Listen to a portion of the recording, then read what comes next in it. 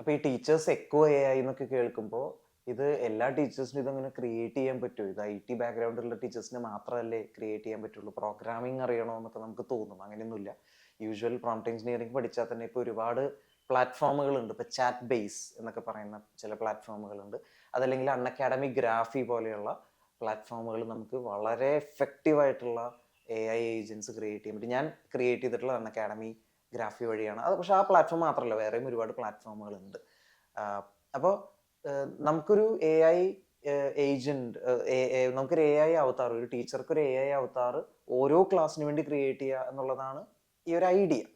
അപ്പോൾ അത് ചെയ്യുന്ന സമയത്ത് കുട്ടികളെ സംബന്ധിച്ച് അവരത് അത്ര സീരിയസ്നെസ് ആയിട്ട് എടുത്തുകൊള്ളണമെന്നില്ല. സ്റ്റുഡൻസിനെ സംബന്ധിച്ച് അവര് ഇപ്പോൾ ഒരുപാട് ഗൂഗിൾ പോലെ തന്നെ AI യൂസ് ചെയ്യുന്നുണ്ട്.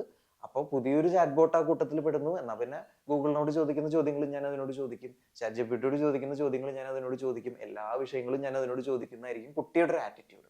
അപ്പൊ അതാണ് ഏറ്റവും ആദ്യമായിട്ട് സ്കൂളുകൾ, ടീച്ചേഴ്സ് ശ്രദ്ധിക്കേണ്ട ഒരു കാര്യം. ഇത്തരം AI അവതാർസ് ക്രിയേറ്റ് ചെയ്യുന്ന സമയത്ത് ആ ഒരു പർപ്പസിന് വേണ്ടി മാത്രമേ അതിനെ ട്രെയിൻ ചെയ്യാവുള്ളൂ.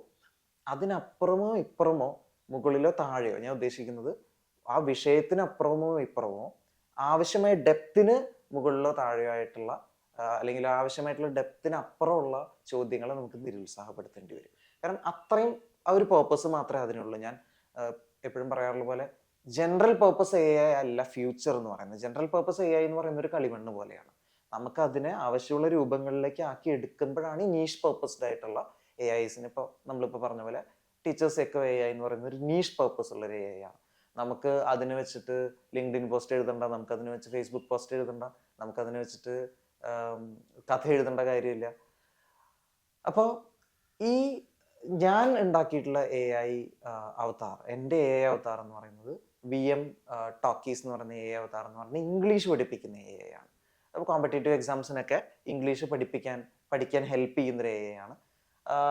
അത് ചാറ്റും ചെയ്യും, എൻ്റെ സൗണ്ടിൽ സംസാരിക്കുകയും ചെയ്യും.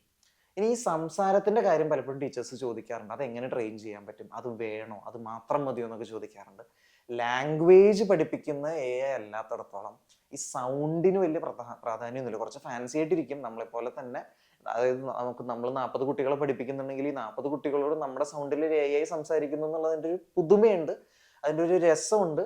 പക്ഷെ നമ്മുടെ ഒരു പേഴ്സണൽ ടച്ച് അതിനകത്ത് വരും. അതിനപ്പുറം ഭയങ്കര ഇമ്പോർട്ടൻസ് ലാംഗ്വേജ് അല്ലാത്തടത്തോളം ഇല്ല. ഇപ്പം എൻ്റെ AI ഇംഗ്ലീഷാണ് പഠിപ്പിക്കുന്നത്. അപ്പോൾ പല ആളുകളും കോമ്പറ്റേറ്റീവ് എക്സാംസിന് വേണ്ടി മാത്രമല്ലാതെ ജസ്റ്റ് ഇംഗ്ലീഷ് സംസാരിക്കാൻ വേണ്ടി AI യൂസ് ചെയ്യുന്നുണ്ട്. അങ്ങനെ യൂസ് ചെയ്യുമ്പോൾ ഇംഗ്ലീഷ് ആയതുകൊണ്ട് എനിക്ക് വേറെ പ്രത്യേകിച്ച് അതിന് ബുദ്ധിമുട്ടൊന്നും വന്നില്ല. ജസ്റ്റ് എൻ്റെ സൗണ്ടിൽ അതിനൊന്ന് ട്രെയിൻ ചെയ്യേണ്ടി വന്നുള്ളൂ. മലയാളത്തിലും നമുക്കത് ചെയ്യാൻ പറ്റും, പക്ഷെ അത് കുറച്ച് ബുദ്ധിമുട്ടായിരിക്കും, ചിലപ്പോൾ കുറച്ച് അമേച്വറിഷ് ആയിരിക്കും. അപ്പോൾ ലാംഗ്വേജ് അല്ലാത്തടത്തോളം ഈ അവനവൻ്റെ സൗണ്ടിൽ ആ ടീച്ചറുടെ സൗണ്ടിൽ സംസാരിക്കുന്ന AI അവതാർ എന്നുള്ളതിന് വലിയ പ്രാധാന്യമില്ല. ഒരു പേഴ്സണൽ ടച്ച് ഉണ്ടാവും.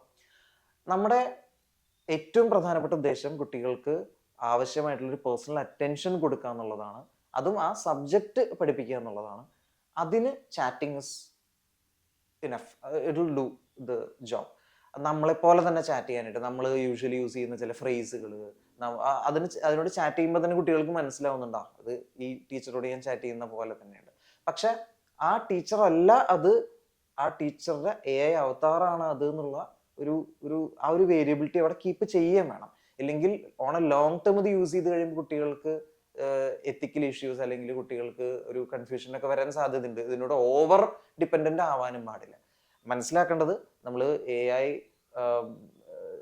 ടീച്ചേഴ്സ് എക്കോ AI നമ്മൾ ഇൻട്രൊഡ്യൂസ് ചെയ്യുമ്പോഴും അതൊരു സപ്ലിമെന്ററി ടൂൾ ആണെന്ന് മാത്രം മനസ്സിലാക്കിയാൽ മതി. ടീച്ചർ അവൈലബിൾ അല്ലാത്ത സമയത്ത് ഒരു പേഴ്സണലൈസ്ഡ് അറ്റൻഷൻ കൊടുക്കുക. പക്ഷെ അതാണ് ഫ്യൂച്ചർ ഓഫ് എഡ്യൂക്കേഷൻ എന്നുള്ളത് ഇമ്പോർട്ടൻ്റ് ആണ്.